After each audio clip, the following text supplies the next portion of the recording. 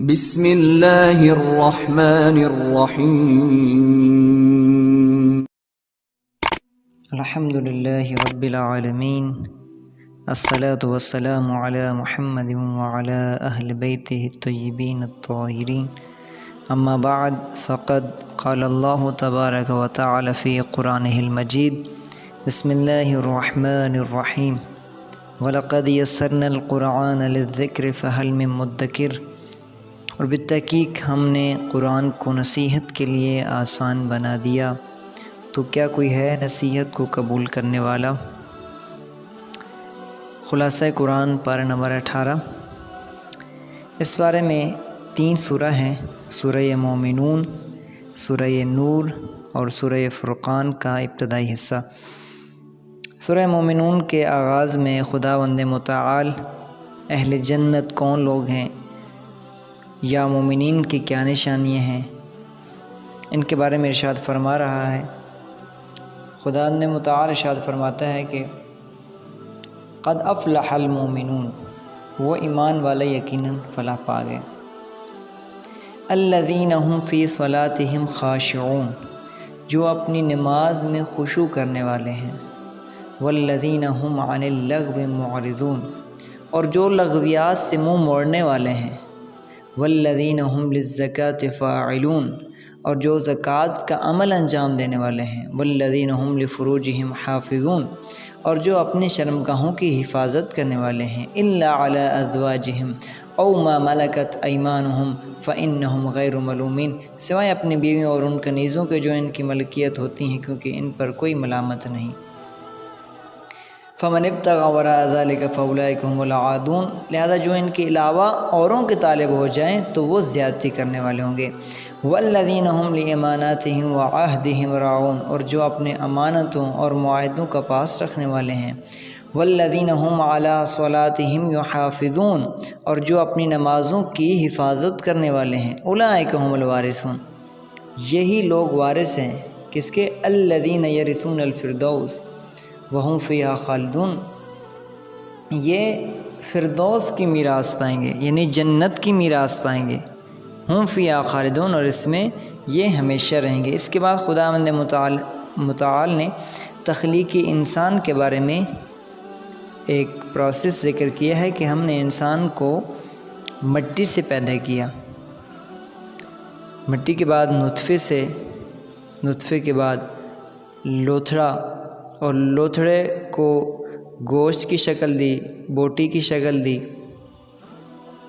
پھر اسی بوٹی سے ہڈیاں بنائیں، پھر ہڈیوں پر گوشت چڑھایا، اور پھر یہ ایک انسان کی شکل میں آ گیا۔ اس کے بعد اس کو موت آئے گی، موت کے بعد پھر اس کو دوبارہ زندگی ملے گی۔ یہ ایک انسان کے تخلیق کے چند مراحل خدا نے گنوائے۔ اس کے بعد خداوند متعال اپنی نعمات اور اپنی توحید کا ذکر کر رہا ہے کہ آسمانوں کی تخلیق ہم نے کی ہے، آسمان سے پانی ہم نے برسایا ہے، کھجوروں اور انگور کے باغات پیدا کیے ہیں، اور جانور تمہارے لیے بنائے ہیں، اور اس میں تمہارے لیے عبرت بھی ہے کہ ہم کیسے ان سے دودھ نکالتے ہیں اور تم اس دودھ سے کیسے مستفید ہوتے ہو۔ یہ ایک خداوند متعال نے اپنی نعمات کا ذکر کیا ہے۔ اس کے بعد انبیاء کرام علیہ السلام کا ذکر ہے۔ حضرت نوح علیہ السلام اور ان کی کشتی کا ذکر جو اس سے قبل ہم کر چکے، حضرت موسیٰ اور ہارون علیہ السلام، حضرت عیسیٰ اور ان کی والدہ محترمہ حضرت مریم علیہ السلام، ان کا یہاں پر ذکر کیا گیا ہے۔ اس کے بعد نیک لوگوں کی صفات خدا نے گنوائی ہیں کہ یہ نیک لوگ، ان کی نشانیاں کیا ہیں۔ پہلی نشانی جو خدا نے گنوائی ہے کہ یہ خدا سے خوف رکھتے ہیں، خدا سے ڈرتے ہیں۔ دوسری، رب کی نشانیوں پر ایمان لاتے ہیں۔ تیسری، رب کے ساتھ کسی کو شریک نہیں بناتے۔ لہذا جب ہم یہ مشرک کہتے ہیں تو اس سے ایک دفعہ ہمارے ذہن میں آتا ہے وہ مشرک جو بتوں کی پوجا کرتے ہیں۔ نہیں، یہاں پر سامعین، یہاں پر نیک لوگوں کی صفات میں بھی ذکر ہے کہ ممکن ایک شخص نیک ہو لیکن وہ مشرک ہو جائے، یا ظاہر نیک ہو لیکن وہ مشرک بھی ہو، اوروں کو بھی شریک ٹھہراتا ہو۔ لہذا جو یہاں پر ذکر کرنا چاہ رہے ہیں، نفی کر رہے ہیں کہ نیک جو ہوتا ہے وہ پھر اس کا کوئی اور معبود نہیں ہوتا اللہ کے علاوہ۔ اس کے بعد یہ نیک لوگ ریاکاری نہیں کرتے، اور یہ نیک لوگ نیکیوں میں سبقت لے جانے والے ہوتے ہیں۔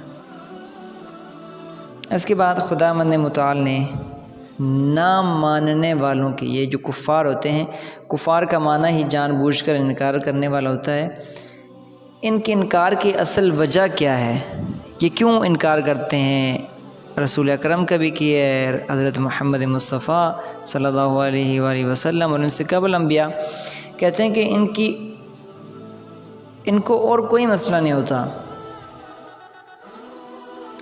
یعنی نہ آپ رسول جو ہیں ان سے معاوضہ لیتے ہیں اپنی دعوت کا، کوئی مسئلہ نہیں ہوتا، بلکہ ان کو جو اصل مسئلہ ہے وہ یہ آپ جو حق بات لے کر آتے ہیں نا، یہ ان کے خواہشات کے خلاف ہوتی ہے، لہذا جس وجہ سے یہ رسولوں کے خلاف ہو جاتے ہیں۔ ایک حضرت شعیب علیہ السلام کی قوم، حضرت شعیب نے جب ان کو نماز کی دعوت دی تو اس قوم نے کہا کہ یا شعیب، یہ تمہاری کیسی نماز ہے جو ہمارے اقتصادیات میں بھی آ کے ایک باڑ لگا رہی ہے کہ تمہیں اقتصادیات میں کیسا ہونا ہے، جو ہمارے کاروبار میں ہمیں روک رہی ہے کہ تم نے کاروبار کیسے کرنا ہے، کیا یہ تمہاری نماز ہماری ہر چیز پر حاکم ہو جائے گی؟ لہذا دین یہی ہے کہ جو آپ کی تمام چیزوں پر حاکم ہو جائے۔ دین چند عبادات کا نام نہیں ہے، دین آپ کی تمام زندگی کے جو افعال آپ انجام دیتے ہیں ان سب کے اندر دین کا ہونا ضروری ہے۔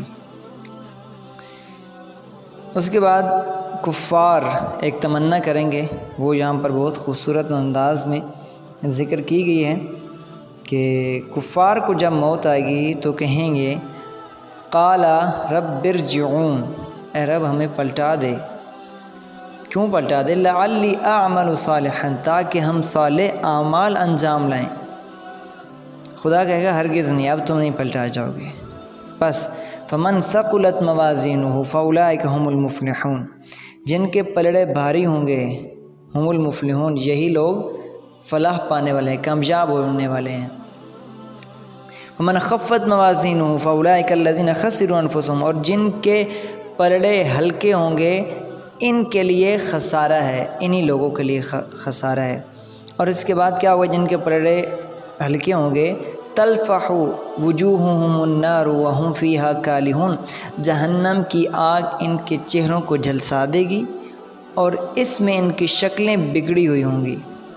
پھر اس کے بعد یہ جہنمی دعا کریں گے ربنا اخرجنا منہا فإن عدنا فإنا ظالمون، اے ہمارے رب ہمیں اس جگہ سے نکال دے، اگر ہم نے پھر وہی جرائم کیے تو ہم لوگ ظالم ہوں گے، یعنی ایک دفعہ میں موقع دے دے۔ اور خدا آپ کہے گا، بہت سخت جملے ہیں، اگر کوئی ہمیں عام فرد بھی یہ کہے تو ہمیں اپنی توہین محسوس ہوگی۔ خدا کہہ رہا ہے قال اخسؤ فیہا ولا تکلمون، اللہ فرمائے گا ذلیل ہو کر اسی میں پڑے رہو اور مجھ سے بات نہ کرو۔ بہت سخت جملہ ہے، پڑے رہو، مجھے اب تمہاری کوئی فکر نہیں ہے، آپ پڑے رہو۔ اس کے بعد سورہ نور ہے، اور سورہ نور کے آغاز میں خداوند متعال نے چند احکامات یہاں پر ذکر کیے ہیں، ہم ان کو ذکر کرتے ہیں۔ پہلا جو خدا نے ارشاد فرمایا کہ زناکار مرد اور زناکار عورت کے لیے 100 کوڑے ہیں جو غیر شادی شدہ ہیں۔ نمبر 2، زانی صرف زانیہ کے لیے اور زانیہ صرف زانی کے لیے، یعنی مطلب زانی صرف زانی سے نکاح کرے اور زانیہ صرف زانی سے نکاح کرے۔ نمبر 3، پاک دامن مرد یا عورت پر بغیر گواہوں کے جو تہمت لگائے اس پر 80 کوڑوں کی حد جاری کی جائے۔ نمبر 4، اگر کوئی شخص اپنی بیوی پر زنا کی تہمت لگائے اور اس کے پاس کوئی گواہ بھی نہ ہو تو 4 مرتبہ اللہ کی قسم کھائے کہ وہ سچا ہے، اور پانچویں مرتبہ یہ کہ اگر وہ جھوٹا ہو تو اللہ کی لعنت ہو۔ اور اب عورت اپنے دفاع میں کیا کرے؟ اگر عورت خود کو بچانا چاہتی ہے اور سچی ہے یا تو اس کو کیا کہنا ہے کہ 4 مرتبہ کہے کہ یہ شخص جھوٹا ہے، 5ویں مرتبہ کہ اگر یہ سچا ہے تو مجھ پر اللہ کی لعنت ہو۔ نمبر 5، یہ حضرت عائشہ یا ماریہ قبیطہ، حضرت ماریہ قبیطہ ام المومنین پر بعض منافقین نے بہتان لگایا، نعوذ باللہ، تو ان کی مذمت میں، ان منافقین کی مذمت میں خداوند متعال نے ان کی سخت مذمت کی اور کہا کہ کسی بھی پاک دامن مرد ہو یا عورت ہو اس پر بغیر ثبوت کے الزام نہ لگایا کرو۔ اور اس میں ان سادہ لوگ مسلمانوں کو بھی متوجہ کیا ہے کہ جب بھی کوئی اس طرح کا بہتان تراشی کرے تو اس کا حصہ نہ بن گیا کرو۔ اور اس کے بعد نمبر 6، کسی کے گھر میں بلا اجازت داخل نہ ہوا کرو، اجازت لے کے داخل ہوا کرو اور سلام کیا کرو۔ نمبر 7، آنکھوں اور شرمگاہوں کی حفاظت کیا کرو۔ نمبر 8، نکاح کی ترغیب دلائی کہ ان یکونوا فقراء یغنیہم اللہ من فضلہ، اگر تم فقیر ہو نکاح کرو، اللہ اپنے فضل سے تمہیں غنی کر دے گا۔ نمبر 9، جو غلام یا لونڈی کچھ روپیہ پیسہ ادا کر کے آزادی حاصل کرنا چاہتے ہوں تو ان کے ساتھ معاہدہ کر لیا کرو، مطلب ان کے ساتھ ان سے کچھ لے کے ان کو آزاد کر دیا کرو۔ نمبر 10، لونڈیوں کو اجرت کے بدلے زنا پر مجبور نہ کیا کرو۔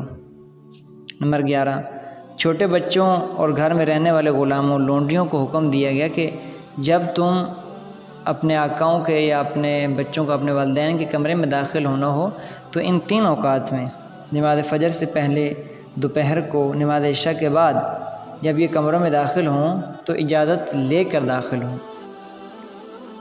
اس کے بعد سورہ فرقان کی چند آیات ابتدائی حصہ یہاں پر ذکر کیا گیا ہے۔ اس میں خداوند متعال ارشاد فرما رہا ہے اس کے آغاز میں ہی کہ مشرکین نے چند اعتراضات جو کیے ہیں وہ یہاں پر خدا نے ذکر کیے ہیں۔ کام کو بیان کرنے کے بعد خداوند متعال نے چند مثالیں ذکر کی ہیں اور ایک مومنین کی مثال دی ہے اور باقی 2 مومنین کی مثالیں منافقین کی مثالیں ذکر کی ہیں۔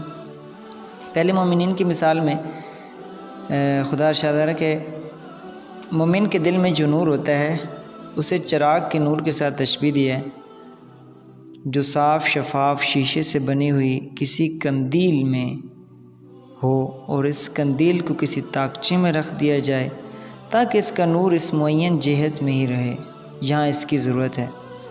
اس چراغ میں جو تیل استعمال ہوا ہے وہ تیل زیتون کے مخصوص درخت سے حاصل شدہ ہے۔ اس تیل میں ایسی چمک ہے کہ بغیر آگ دکھائی ہی چمکتا دکھائی دیتا ہے۔ یہی حال مومن کے دل کا ہے کہ وہ حصول علم سے قبل ہی ہدایت پر عمل پیرا ہوتا ہے، پھر جب علم آ جائے تو نور نالا نور کی صورت ہو جاتی ہے۔ اس طرح ایک بزرگ کا قول ہے کہ مومن کا دل حق کو بیان کیے جانے سے پہلے ہی حق کو پہچان رہا ہوتا ہے، کیونکہ اس کے دل پہلے ہی سے حق کے موافق ہوتا ہے۔ یعنی مومن کے اندر ایک دفعہ یہ کہ حق اس کے پاس آ جاتا ہے، یعنی قرآن مثال دے رہا ہوں، ایک شخص ہے کہ اسلام کی دعوت اس کے پاس پہنچ جاتی ہے، لیکن کہہ رہے ہیں کہ مومن وہ شخص ہوتا ہے کہ وہ اس سے پہلے ہی ہدایت یافتہ ہوتا ہے۔ ایک صحابی تھے حضرت ابو ذر یا حضرت سلیمان، ان کے بارے میں کہا جاتا ہے کہ یہ پہلے ہی سے کسی ایسی کی تلاش میں تھے جو انہیں راہ راست پر لگائے۔ لہٰذا جو مومن ہوتا ہے وہ پہلے سے ہی اس تلاش میں ہوتا ہے کہ مجھے حق تک پہنچنا ہے۔ اور پھر اس کے بعد منافقین کی، کافروں کی مثال خداوند متعال ذکر کرتے ہوئے فرماتا ہے کہ ان کی مثال سراب جیسی ہے، جیسے پیاسا شخص دور سے سراب کو پانی سمجھ بیٹھتا ہے لیکن جب قریب آتا ہے تو وہاں پانی کا نام و نشان بھی نہیں ہوتا۔ یہی حال کافر کا ہے کہ وہ اپنے اعمال کو نافع سمجھتا ہے، منافع بخش، لیکن جب موت کے بعد اللہ کے سامنے پیش ہوگا تو وہاں کچھ بھی نہیں ہوگا، ان کے اعمال غبار بن کر اڑ جائیں گے۔ اس کے بعد ایک اور مثال میں ارشاد فرما رہا ہے کہ ان کے عقائد کو سمندر کی تہ بتہ طریقوں کے ساتھ تشبیہ دیں جہاں انسان کو اور تو اور اپنا ہاتھ تک دکھائی نہیں دیتا۔ یہی حال کافر کا ہے جو کفر و ضلالت کی طریقوں میں سرگرداں رہتا ہے۔ اسی کے ساتھ اس بارے کا اختتام کرتے ہیں۔ وآخر دعوانا ان الحمد للہ رب العالمین۔